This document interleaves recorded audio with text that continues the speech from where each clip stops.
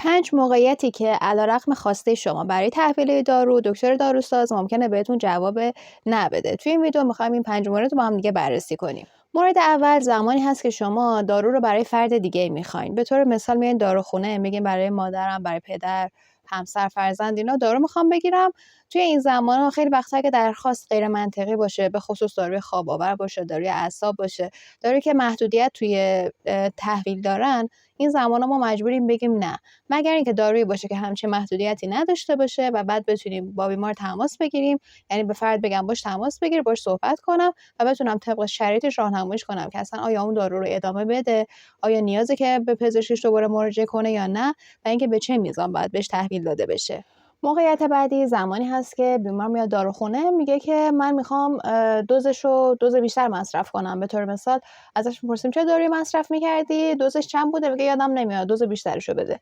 خب این کاملا اشتباهه، برای اینکه این تصور که هرچی دارو بیشتر و دوز بیشتری استفاده بشه اثر بخشی بیشتری خواهد داشت، این تصور کاملا اشتباهه. میتونه دارو همزمان با اثر بخشی بیشتر مسمومیت بیشتری هم ایجاد بکنه و همین دلیل یه مفهومی هست به اسم تراپوتیک ایندکس یا پنجره درمانی. پنجره درمانی به این معنیه که یه سری از داروها توی یه دوز مشخص باید استفاده بشن. اگه کمتر از اون دوز استفاده بشن اثر درمانی ندارن، اگه از اون دوز بیشتر استفاده بشن نه تنها اثر درمانی ندارن بلکه میتونن مسمومیت هم ایجاد کنن. یکی از معروف‌ترین داروهایی که پنجره درمانی بسیار باریکی داره دیگوکسینه که تو میزان بالا مسمومیت خیلی بدی ایجاد میکنه، میتونه کشنده باشه.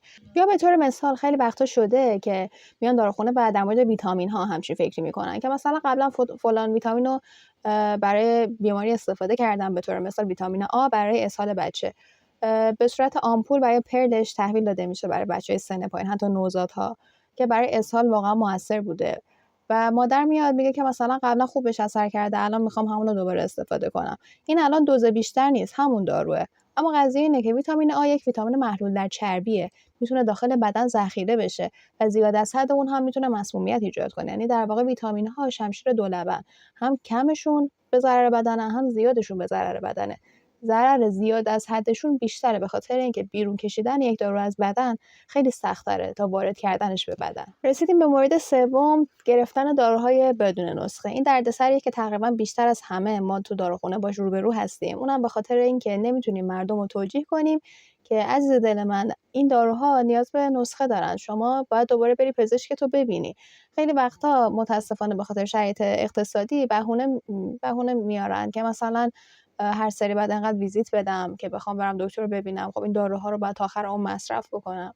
اینجا دو تا باور اشتباه هست. باور اشتباه اول اینه که شما فکر می‌کنی ویزیت پزشک هزینه زیادیه در قبال اون درسی که پزشک خونده 7 سال، 10 سال، 12 سال تحصیل کرده، تجربه‌ای که پشت این حرفاش هست و اون حسی که از دیدنش می‌گیرین. خیلی وقتا بیمار میره پیش پزشک، اصلا دکتری که می‌بینه حالش بهتر میشه.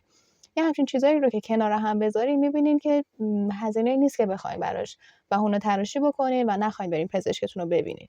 مورد بعدی اینه که خیلی از این داروها نیاز ندارن که شما تا آخر عمرتون مصرف بکنین.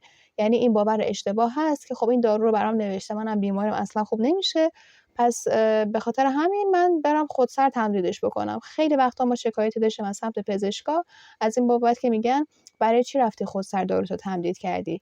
اصلا قرار نبود تو اینو ادامه بدی. تو الان دیگه وابسته بهش شدی، تو الان دیگه به سختی میشه بیماری درمان بشه، خصوصا در مورد داروهای اعصاب. و این باور که شما فکر کنین که بیماریتون اصلا خوب نمیشه، اصلا بهبود پیدا نمیکنه، توی خیلی از موارد اشتباهه. و میتونیم با تصور درست نه تنها به سمت بهبودی برین، بلکه کم کم به سمت این برین که خیلی از داروها رو بخواین قطع کنین. مطمئن باشین مصرف یه دارو تو روز خیلی خیلی بهتره تا 5 6 10 تا دارو توی روز بخواین مصرف بکنید و چقدر آسیب به کبد، کلیه معده، به سیستم عصبی، به روح و روانتون و اعضای خانواده‌تون ممکنه برسه. مورد چهارم زمانی هست که بیمار دنبال راه حل فوریه. بیمار بهتر نگم، مراجعه کننده دنبال راه حل فوریه. اینو بیشتر توی مشکلات پوستی می‌بینم که مثلا میاد فرد میگه که یه دارو بده من سریع بخوام خوب شم، یه ژلی بده سریع جوشم از بین بره، لکم از بین بره. یه همچین زمانهایی باورتون نمیشه من خیلی سعی میکنم که برای بیمار وقت بذارم، برای مراجعه کنندم وقت بذارم. ولی قضیه اینه که وقتی میبینم تحمل و حوصله نداره که بخواد پایبند باشه به درمان، منم میگم که خب احتمالاً اونقدر که من میخوام نتیجه نمیگیره. پس وقت سرش نمیذارم که بخوام بهش بگم چطور باید استفاده کنی محصولات تو، براش روتین بچینم، بهش شیوه استفاده بدم. راحت ترین محصولی که به ذهنم میرسه بهش معرفی میکنم و اکثرا هم قیمت مناسب که بعد شاکی نشه بابت قیمتش و میگم که به این شکل استفاده کن بهتر میشی. ولی ته دلم میدونم وقتی که حوصله نداشته باشه، وقتی نخواد ریشه مشکلش رو حل بکنه، پیگیری جدی داشته باشه و نخواد برای خودش هزینه و زمان صرف بکنه، اونطوری که میخواد نتیجه نمیگیره. مورد پنجم زمانیه که بیمار میاد نسخه فرد دیگه ای رو میاره و میگه که همین نسخه رو به من بده چون اون فرد یا دوستم بوده که یه فرد دیگه بوده جواب گرفته، پس من قطعا جواب میگیرم چون مشکلم با اون یکیه. یه تصور اشتباهه. شما به اندازه تعداد تارهای موهاتون یا حتی بیشتر با دوست یا فرد دیگه که مشکل مشابه داشته متفاوتین. دلیل نمیشه که دارویی که روی اون جواب داده روی شما هم بخواد جواب بده. این یه چیز واضحه. ولی این وسط ما میتونیم بهتون مشاوره بدیم طبق مشکلی که دارین، طبق نسخه که یه پزشک متخصص یا پزشک عمومی نوشته و فردی که مثلا مشکل مشابه با شما داشته جواب گرفته مشکل اونم بدونیم، میتونیم ببینیم حالا کدومش به درد شما میتونه بخوره طبق شرایطتون و اونو بخوایم بهتون پیشنهاد بدیم. پس خواهشاً وقتی میاین داروخونه فکر نکنین که اومدین سوپرمارکت، اومدین مثلا یه جایی که فقط دارو بگیریم برین. اینجا یه فضاییه که یه متخصص علوم پزشکی بدونه که شما نیاز باشه هزینه پرداخت کنین، نشسته بهتون مشاوره میده و میتونه براتون وقت بذاره و بهترین چیز راهنماییتون بکنه.